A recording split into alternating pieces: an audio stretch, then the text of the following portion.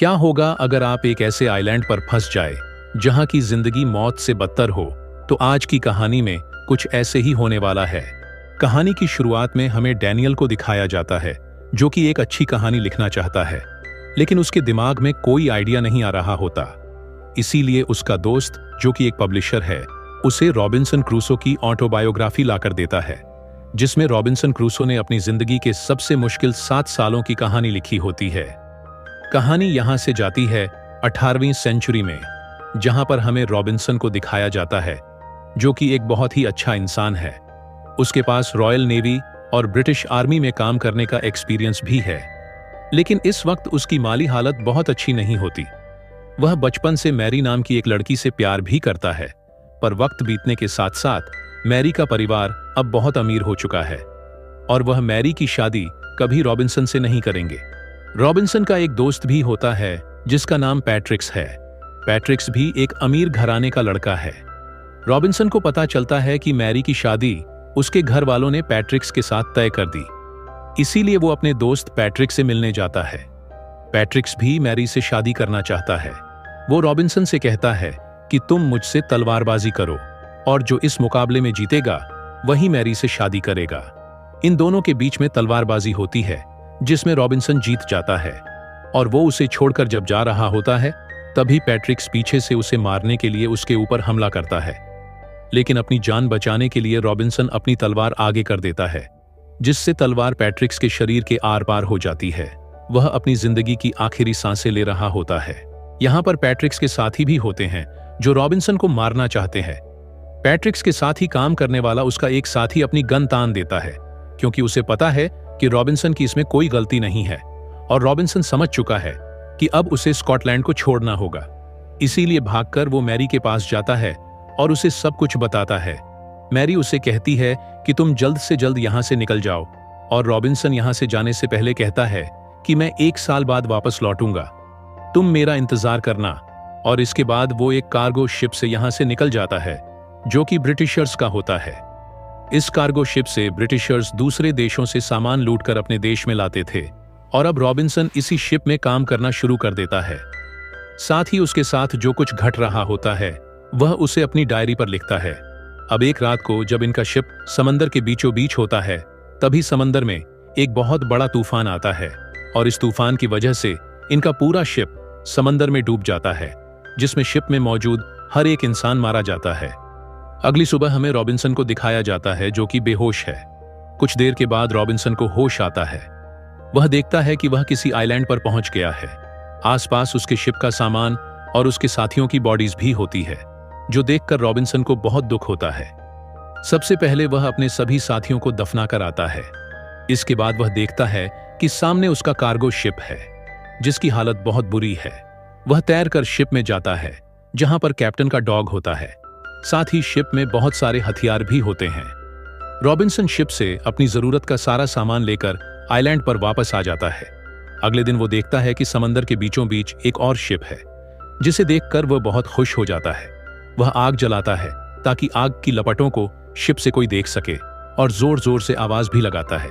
उसके हाथ में एक मशाल भी होती है, लेकिन इतनी दूर से उसे कोई नहीं देख सकता। शिप वहां से चला जाता है। रॉबिन्सन को समझ में आ चुका है कि अब उसे बचाने के लिए इस आइलैंड में कोई नहीं आएगा।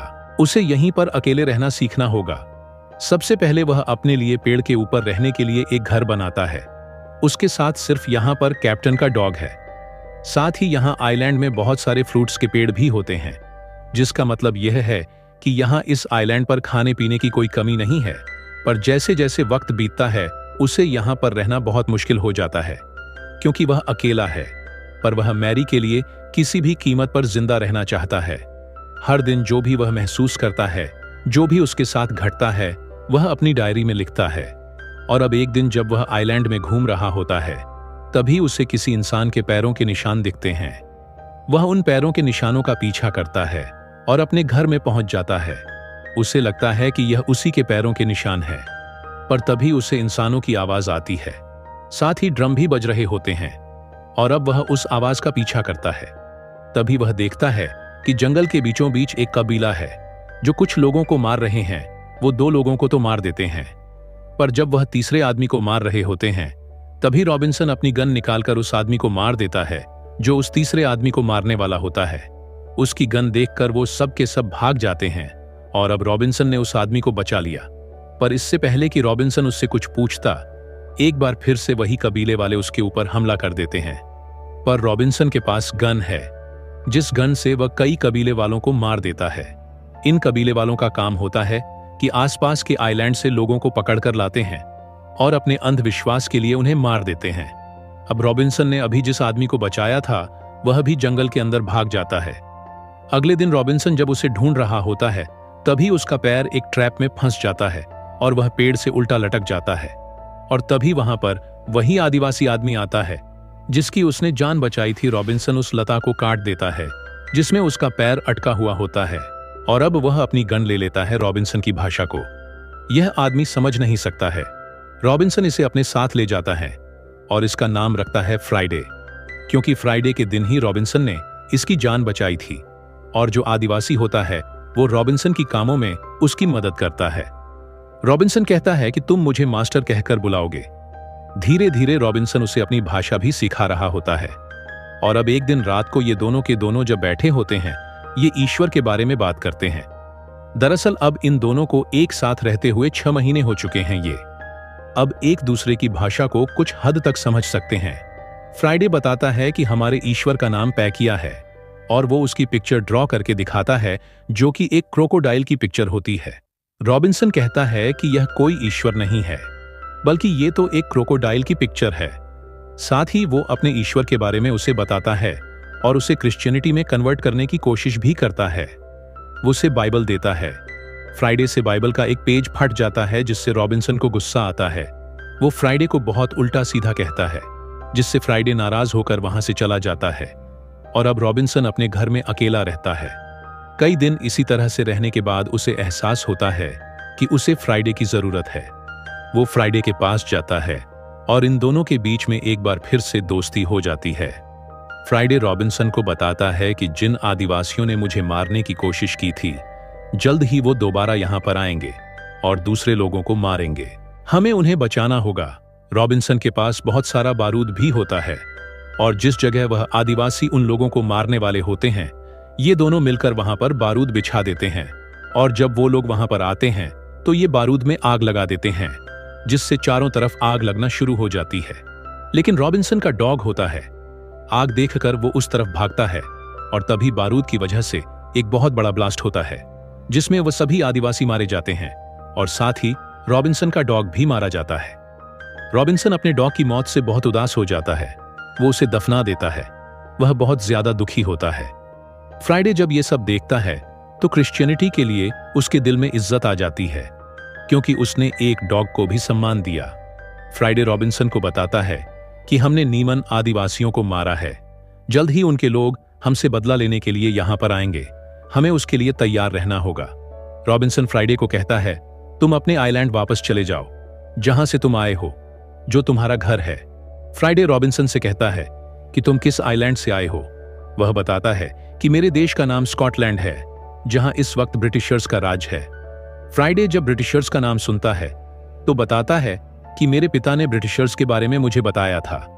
वो हमारे आइलैंड पर आते हैं और हम लोगों को गुलाम बनाकर अपने साथ ले जाते हैं और जो लोग उनके साथ जाने से मना कर देते हैं वो उन्हें मार देते हैं। रॉबिन्सन को समझ में आ जाता है कि वो अपने देश से बहुत ज्यादा दूर नहीं है क्योंकि ब्रिटिशर्स आसपास के आइलैंड पर आते हैं। वो फ्राइडे से कहता है कि तुम मेरे साथ चलो, हम यहां से निकलकर स्कॉटलैंड जाएंगे। पर वो साफ साफ मना कर देता है। वो कहता है कि मास्टर, मैं उस देश में कभी नहीं जाऊंगा जहां पर मेरे लोगों को गुलाम बनाकर ले जाया जाता है। गुस्से में आकर रॉबिन्सन उसे बता देता है कि मेरा नाम मास्टर नहीं बल्कि रॉबिन्सन है। वो पूछता है कि मास्टर का मतलब क्या होता है। रॉबिन्सन बोलता है कि मास्टर का मतलब मालिक होता है। यह सुनकर फ्राइडे को बहुत दुख होता और बहुत गुस्सा भी आता है क्योंकि अभी तक वह उसे अपना दोस्त समझ रहा था, जबकि उसे समझ में आ चुका है कि रॉबिन्सन ने मुझे गुलाम बनाया था। इसीलिए वो रॉबिन्सन पर हमला करना चाहता है, पर वो रॉबिन्सन को सही सलामत छोड़कर वहां से चला जाता है। रॉबिन्सन ने अब तय कर लिया है कि वह नाव बनाकर इस आइलैंड से हमेशा के लिए अपने देश वापस लौट जाएगा। वो नाव बनाना शुरू करता है।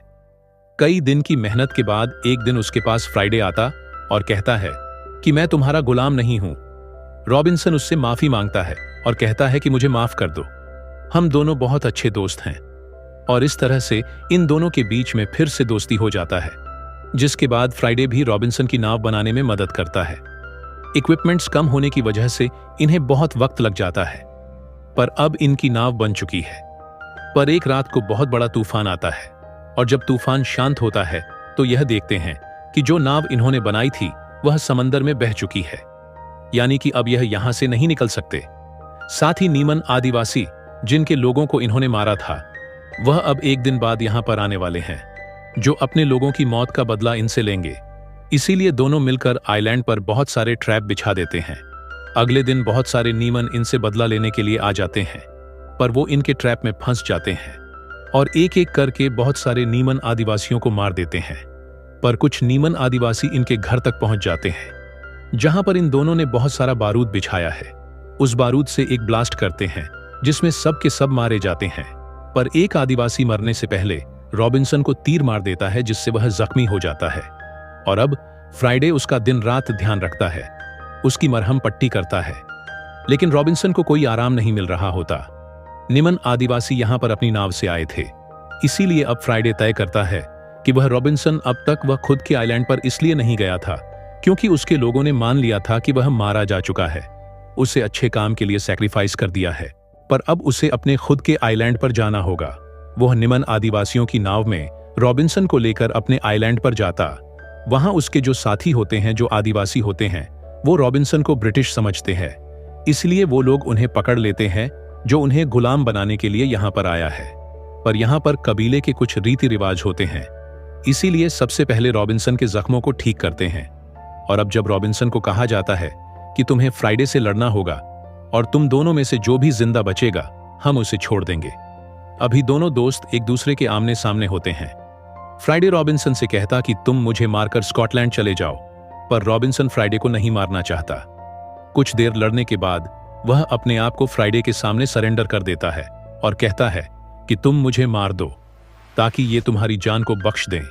फ्राइडे भी रॉबिन्सन को नहीं मारना चाहता, पर तभी यहां पर एक बार फिर से ब्रिटिशर्स आ जाते हैं, जो देखते हैं कि रॉबिन्सन और फ्राइडे एक दूसरे के सामने खड़े हैं।